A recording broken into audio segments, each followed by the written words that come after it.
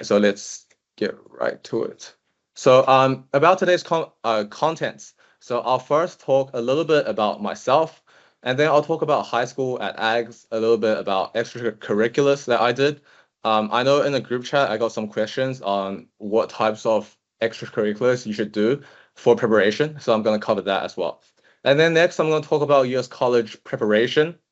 Then I'm going to talk about my experience at in the United States, especially at Penn. And then obviously I'll pass it on to my dad for a parent view and any questions at the end. So a little bit about myself. I joined Auckland Grammar School when I was in 2015, and then I stayed there obviously for 5 years. I enjoyed my time. I graduated as approximately a cadet. I was a prefect. I was a fencing team vice captain, and I had some awards leaving high school. So in high school, I was interested in chemistry, and I participated in chemistry Olympiad. And I also wanted to do robotics. So as a high school kid, really anything that interested me, I was interested in doing. Then from there, I was very fortunate to get admitted into UPenn, and I went there in 2020. Obviously, it was COVID, which made it a bit interesting, but overall, my experience, again, was very rewarding.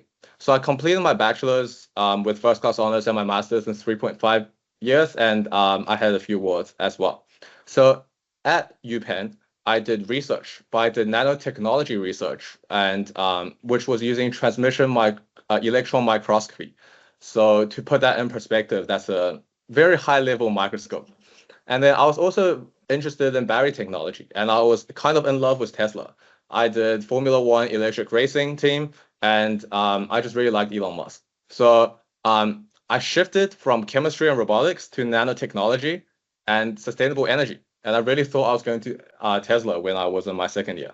Obviously, that was not the case. And now I'm at Princeton doing my PhD in machine learning and optimization of large energy systems. So before we actually start my talk about all the other stuff, I just want to tell you guys, if you do leave with one message today, it is that anything is possible, so dream big. So my personal experience, my interests and my goals changed a lot. And I just think that if you really want something bad enough, and your thoughts always change, but if you try hard, you'll get to where you want. And now let's begin. So I want to first start with high school. And everything I talk about today will be very high level. So I'm happy to go back to anything at the end for questions. So since this is a kind of like an educational talk, I want to have one slide, and I promise this is just one slide on how to efficiently study. So one thing that I do want to say is that everyone has their favorite study method, whether this is going to the library, like the Gen Library at UOA, group study, or last minute grind. So if you go to AGS, I know everyone does last minute grind. And I just want to say that everyone studies differently. So I'm not going to share how I study because I don't think it's going to be applicable to everyone. But one thing I do want to say is to be fully accountable with how you study. So for example, if you say you want to complete a task today, write down and make sure you do complete this in today, for example. Obviously, it's hard to keep track. People use Google Calendar.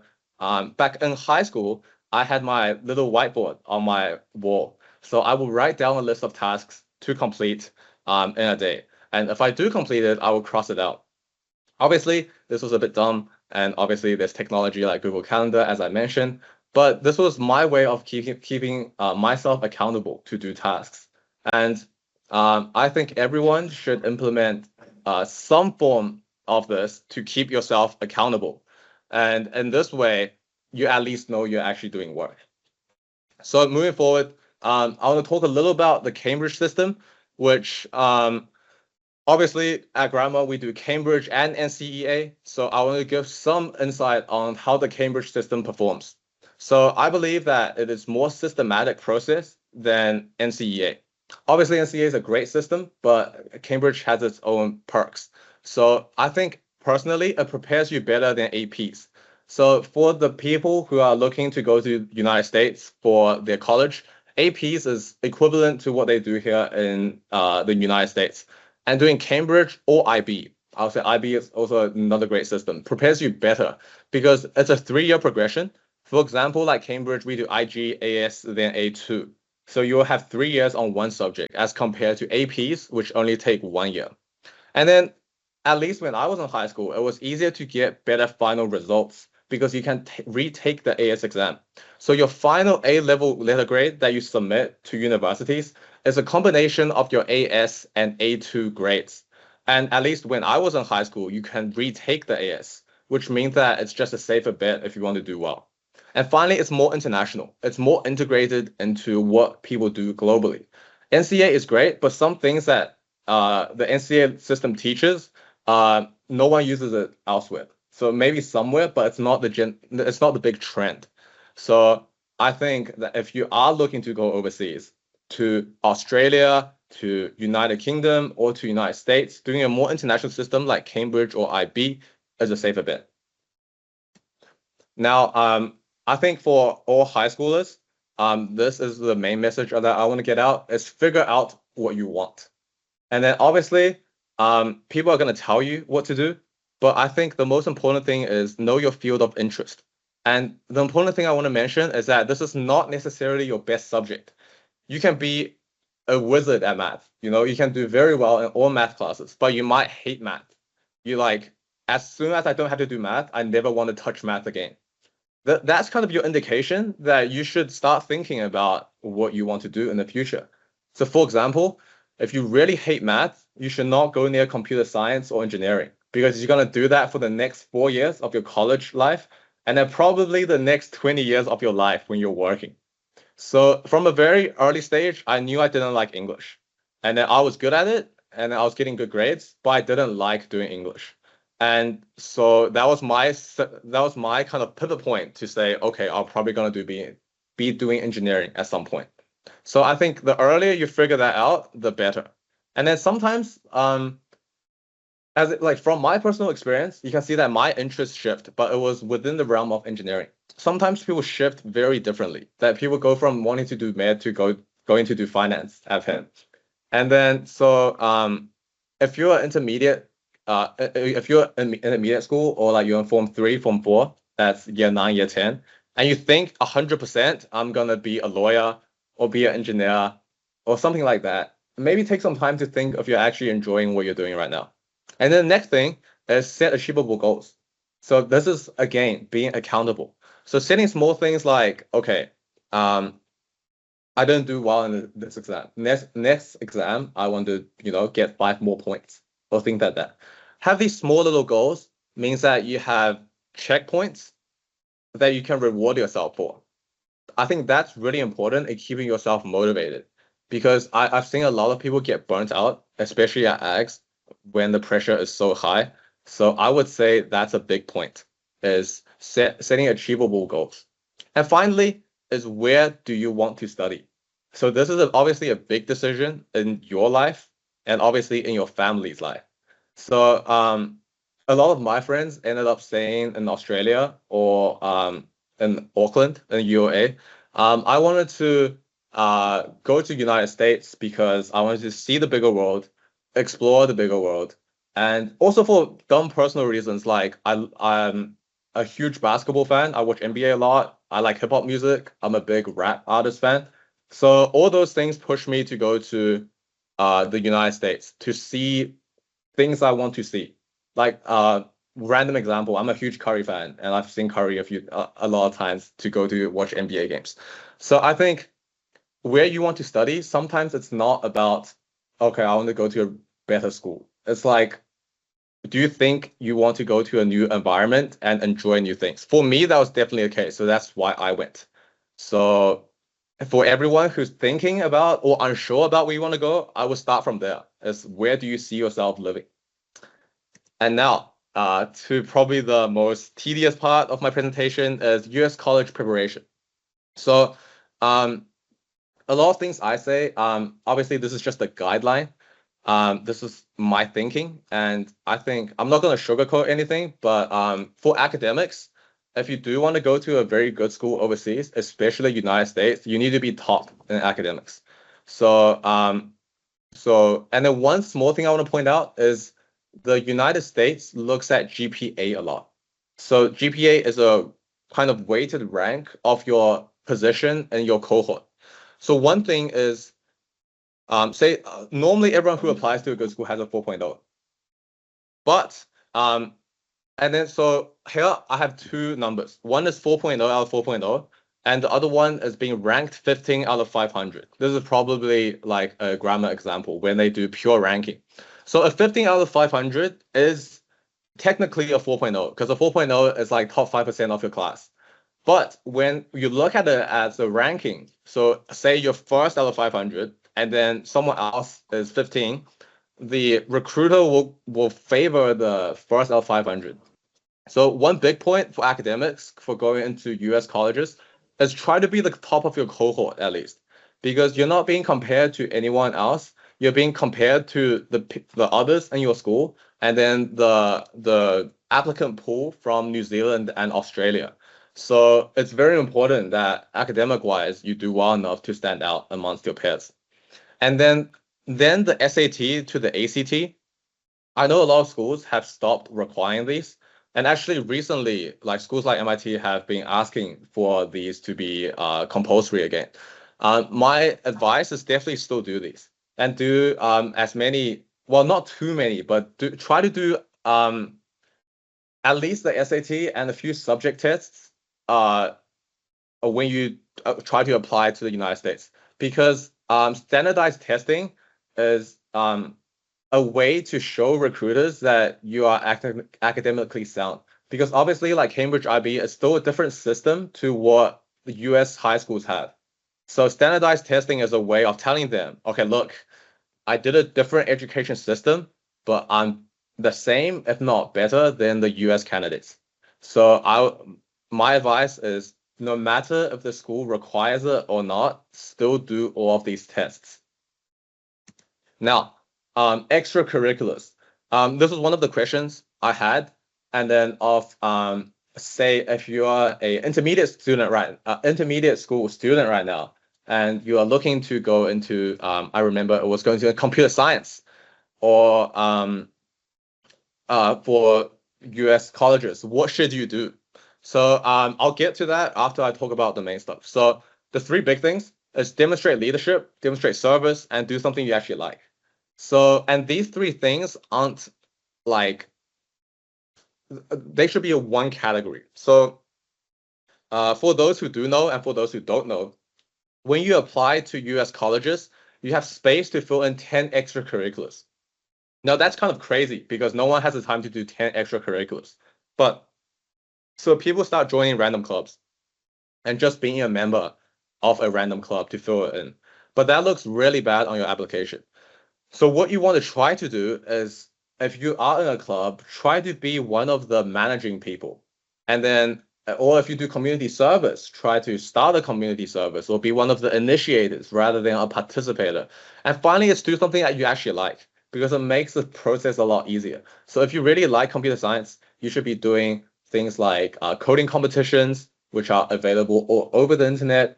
Or if you're generally in STEM, the Olympiads, the Young Physicist Tournament for physics enthusiasts, and and I guess how meaningful your extracurricular is not dependent on how big the name was. So for example, when I was in Auckland Grammar School, I was a prefect and I took care of most of the cultural activities. So I was organizing Korean nights, and then so I was one of the like group leaders for Korean night, and I helped organize the whole show. So I believe that I showed leadership, I showed service, and I really enjoyed what I did. And yeah, so on that. And then one thing I want to say about extracurriculars is there are kind of two ways to go, and actually three ways. So the first way is sports. If you do sports and you're like the best in New Zealand, then that's great. Like you'll get recruited a lot of places. And then so if you do sports, have competitions. The other one is the second route is to do something that's related to what you want to do. As I said earlier, if you want to do STEM, you should try to participate in the Olympiads or other stuff, STEM related things that show that you are a brilliant STEM candidate. You are one of the best students that they'll ever find across the world. And then the third part is do something that's entirely non-related to your subject. And the reason for that is a lot of the STEM applicants will be doing all these STEM competitions. And if you have something else that really stands out, like sports, music, for example, myself, I did painting. So when you have another side that is like, wow, I never thought of this combination, that really makes you a unique candidate to the recruiters. Now, and then another thing I want to talk about is your personal essay. So this is probably one of the most important things in your application that you can do. So be original. So a lot of times the essay question is talk about a time you failed or anything of your choice. And there are so many essays that talk about I failed, I tried hard, and then I succeeded. Like to put an example, say you play the piano. Then your essay might look like, okay, I went to a piano competition. I failed. I got like second to last place. But I tried really hard for a year. I prepared. I studied countless compositions, musicians, and then I succeeded the next year at the same competition, and I got first place. The recruiters have read thousands of these essays. So really try to be, original in your slice of how you explore, I guess, life through your essay. So for example, for my essay, as I mentioned earlier, I painted throughout high school. So my essay was about using art to bridge my cultural identity. So obviously I came to New Zealand at a very young age. So I did one painting of my hometown in Wuxi, and then I also did another painting of Milford Sound, which is below Queenstown. And then, so that was really, so at the time I didn't think about using it as my personal essay. That was a personal exploration kind of, but it made out to be a great essay. And then I think everyone has points in their life which is meaningful to you. And then if it's really meaningful and personal to you, it will be meaningful to your recruiter who's reading it as well.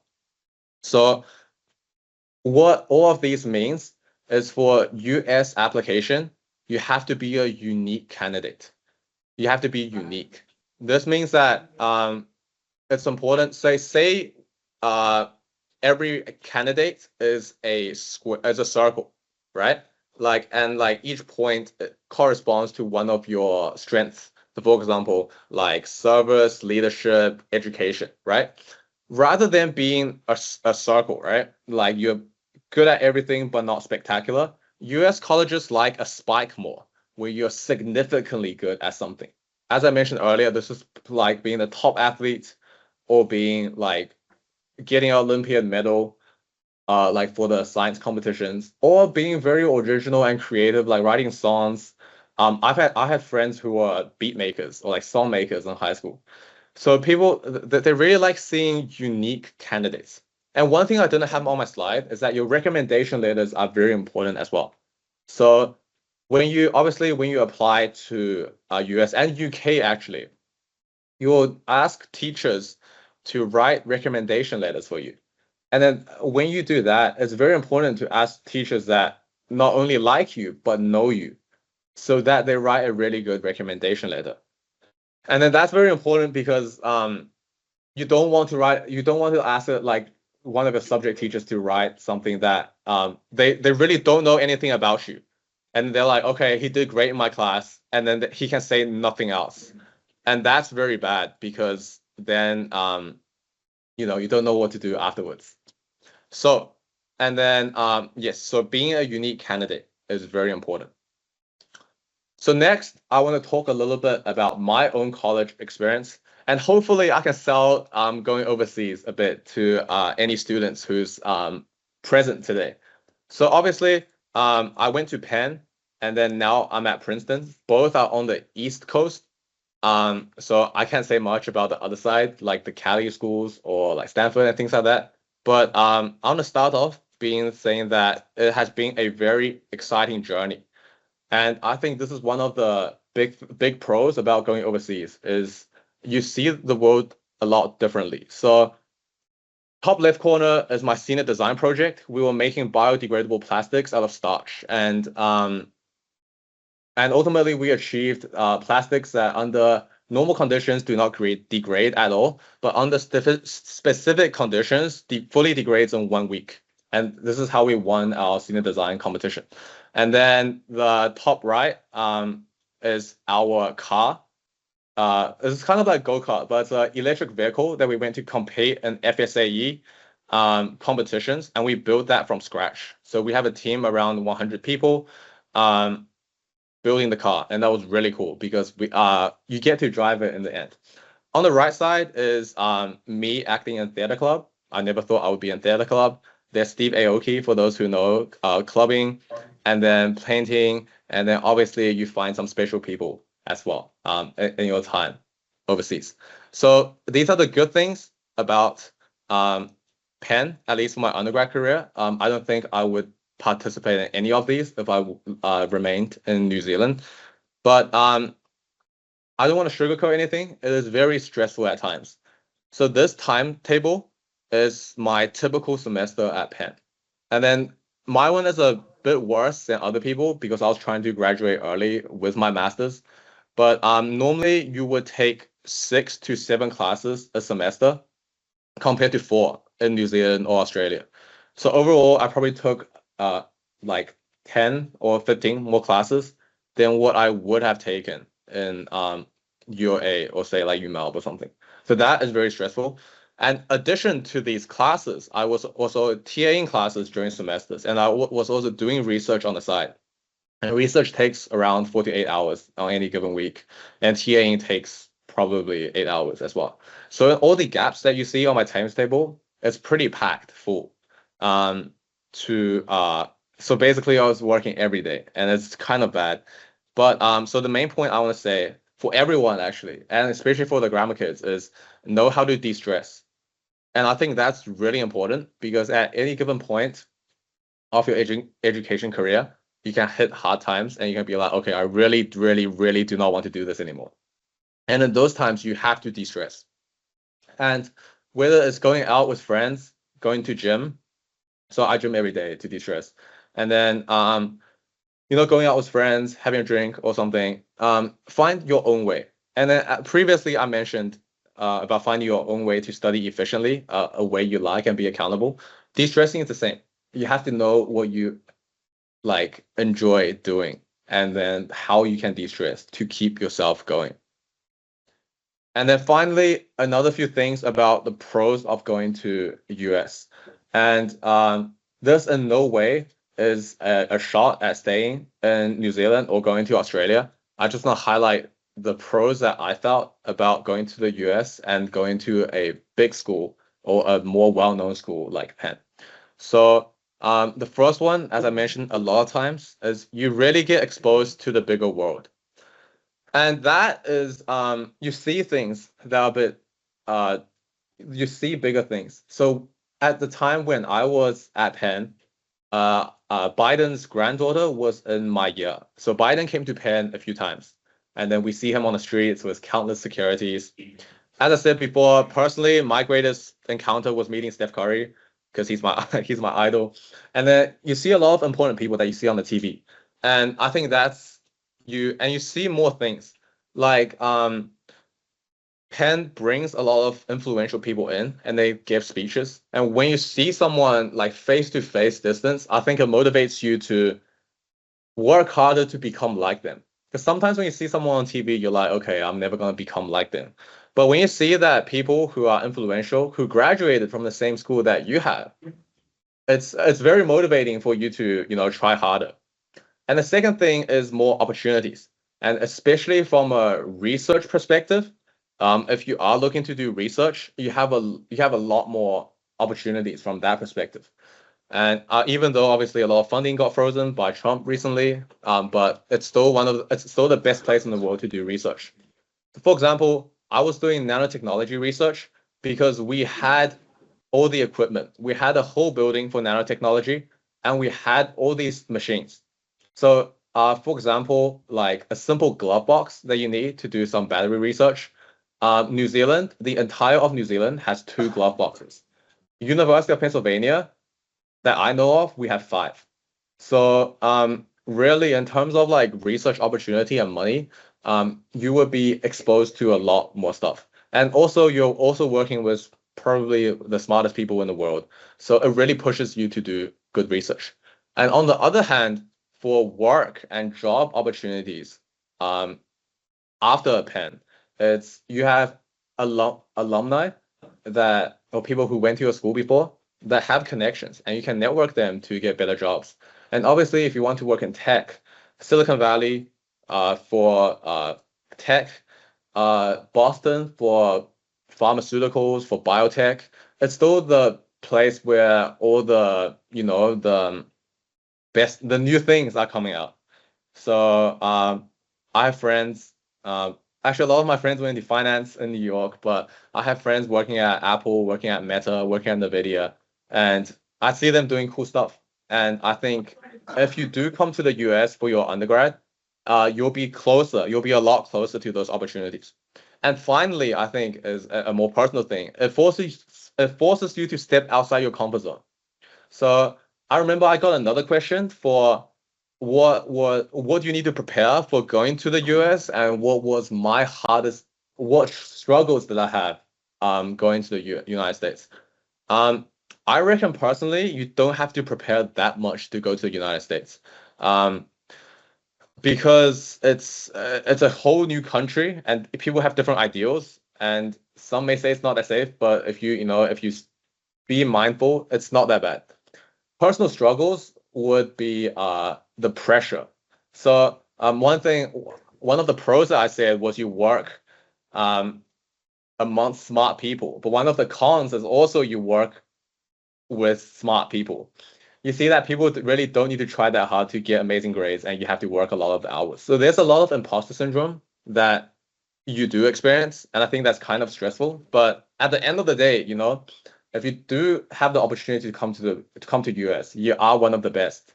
So don't worry too much. And I didn't have that much issues. So stepping outside your comfort zone, going into a new place, and so I think this is all I had, and now I will pass it to my dad to speak a little bit about his perspective.